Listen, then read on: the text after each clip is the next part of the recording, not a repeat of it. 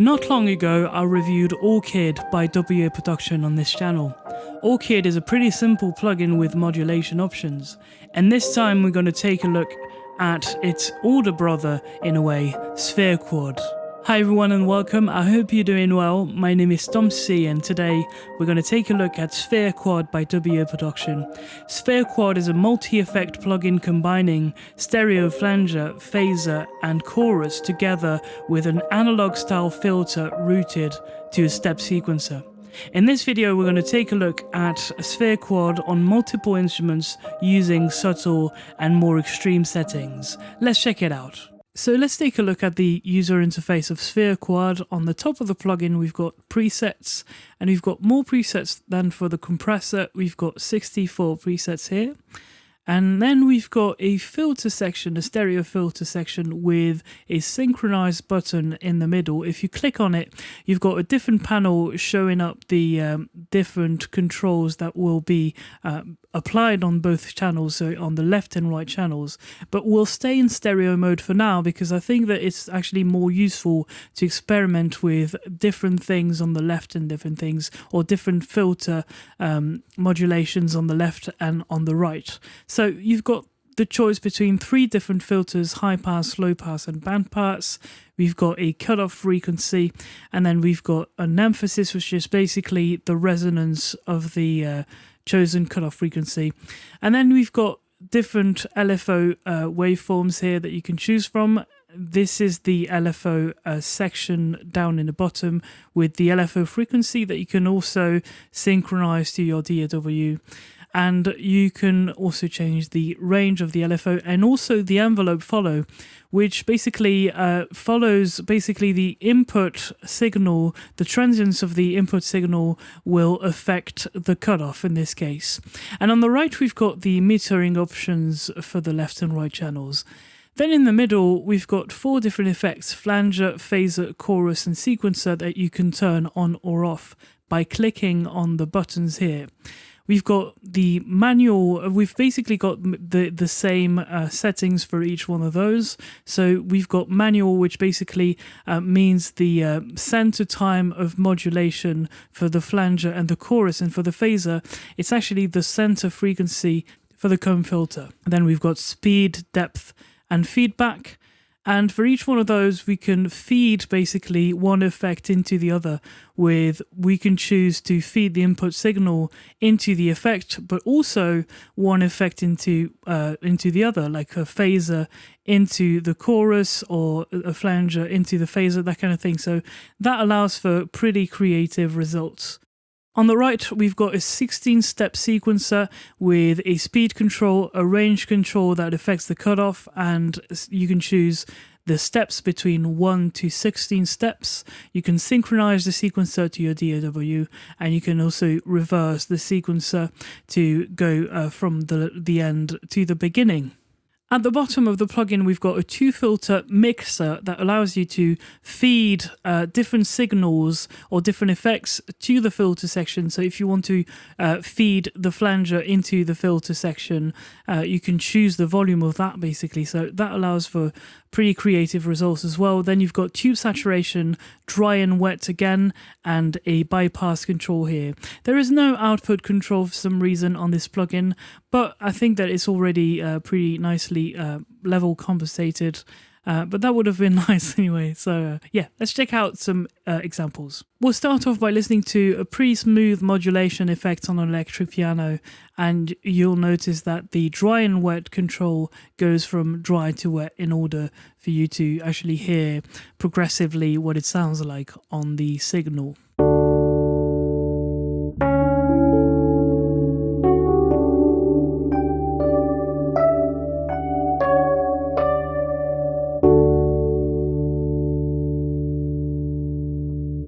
The next example is even more prominent. Listen to how the width of the instrument increases with the modulation going from dry to wet.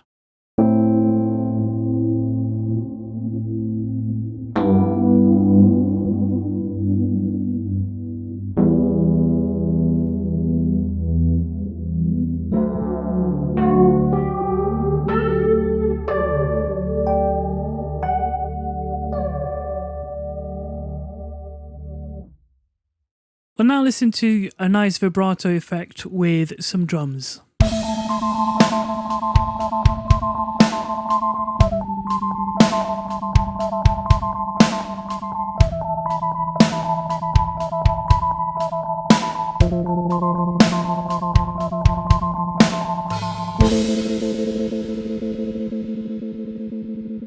And now a flangey chorusy effect that again increases the width of the signal.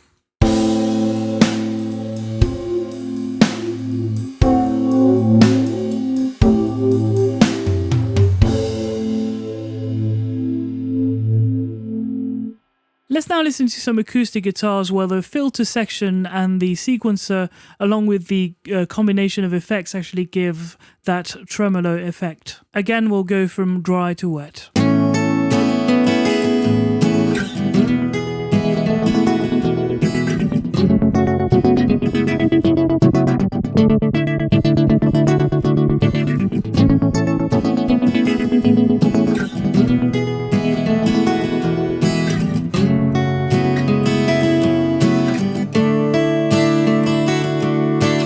You can also modulate a signal to the point of it not being recognizable.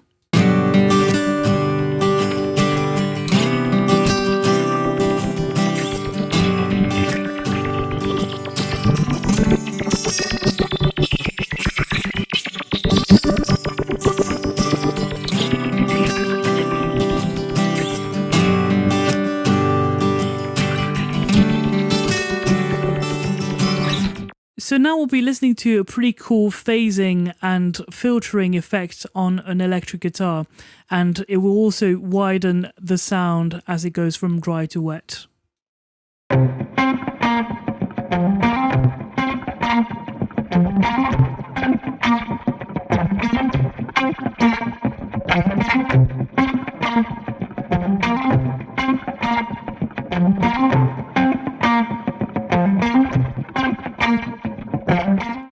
The next effect kind of showcases the creative transitions that you could apply on a mix bus. So yeah, this is pretty crazy in this case, but you could be more subtle with it if you wanted to.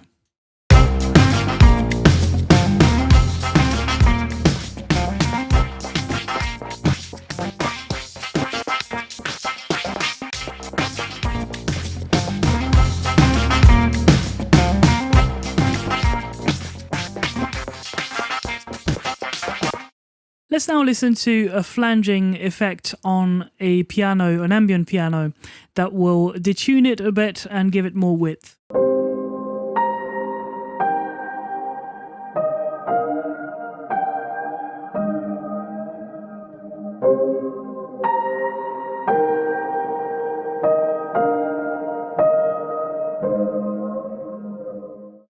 Alright, let's now listen to another effect on my voice, this time from my song The Extra Mile. I didn't see it coming, you didn't see it coming. From the start we'll go the extra mile. I didn't see it coming, you didn't see it coming. From the start we'll go the extra mile. From the start we'll go the extra mile. From the start we'll go the extra mile. From the start we'll go the extra mile. From the start we'll go the extra mile. So yeah, I really like SphereQuad because it allows you to subtly get a very wide stereo effect from a mono signal, and this is the kind of creative thing I like to do. And especially, you know, I have stereo enhancers and that kind of thing, but I think that trying to achieve that with modulation can be interesting, and I think SphereQuad here allows us to do that. And also I like the fact that you can basically feed an effect into another and also that you have a sequencer, that you have a filter, a dedicated filter section that is pretty complete, to be fair. So this is pretty cool. Really like this plugin. So thank you very much guys for watching this video. Don't forget to subscribe and let me know what you think about this plugin in the comment section down below, and about your favorite maybe WA production plugins, and I'll be happy to discuss that with you. See you very soon, and bye bye.